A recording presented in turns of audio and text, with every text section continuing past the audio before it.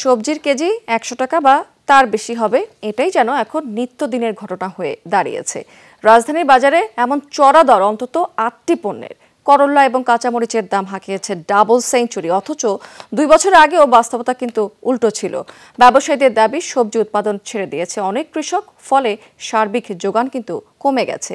আর মধ্যস্বত্বভোগীদের দৌরাত্ম্য তো আছেই। স্যান্ডেলিনা সো, রূপচর্চায় আভিজাত্য। দেশের মোট আবাদযোগ্য জমির প্রায় ১০% সবজি উৎপাদনে ব্যবহার হয়। চাষ হচ্ছে প্রায় ১০০ ধরনের পণ্য। অল্প জমিতে বেশি আবাদ করে গত এক যুগে দেশের সবজি উৎপাদনে বিপ্লবের কথা বলা হচ্ছে অহরহ। অথচ বাজারে সেই সবজি কিনতে গেলেই স্বস্তি নেই। উৎপাদন খরচ আর ভোক্তার ক্রয়মূল্যের মাঝে আকাশ পাতাল ফারাক। পণ্য হাত বদল হচ্ছে ৫ দফা। প্রতিটি স্তরের ব্যবসায়ীরা কেজিতে লাভ করেন গড়ে ১০ টাকা। ফলাফল, জমি থেকে পণ্য তুলে রাজধানীর খুচরা বাজারে এলেই দাম বাড়ে দ্বিগুণেরও বেশি। তাই ছুটির দিনে অন্তত ৮টি সবজির দাম ১০০ টাকার ওপরে। ২০০ টাকা ছাড়িয়েছে করলা ও কাঁচামরিচের কেজি।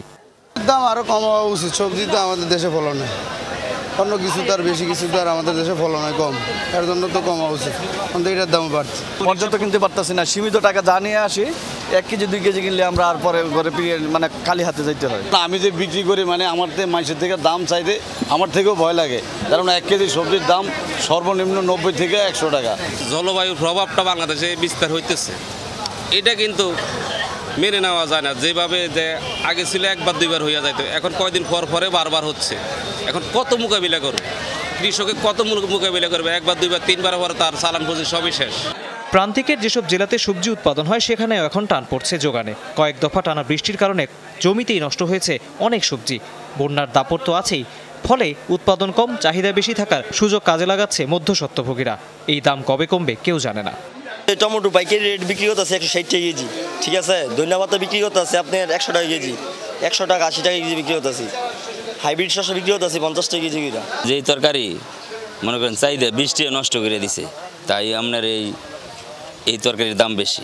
কৃষকে একটু বেশ কম পাইবই, কারণ আমগর তো মনে করেন দেখা যাচ্ছে ক্যারিং খরচ অনেক বেশি, অনেক ক্যারিং খরচ বেশি। যেমন মনে করেন আমরা এক গাড়ি মাল আনছি 1200 টাকা, খালি আপনার এই লেবার বিলই দেওয়ান লাগছে। গৃহস্থ ব্যস্ত আছে একদম, আবার মার্কেটে ওই যাচ্ছে আরেক দাম।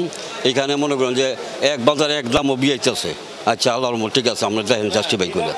প্রতি বছর দেশে উৎপাদন হচ্ছে প্রায় 2 কোটি টন সবজি।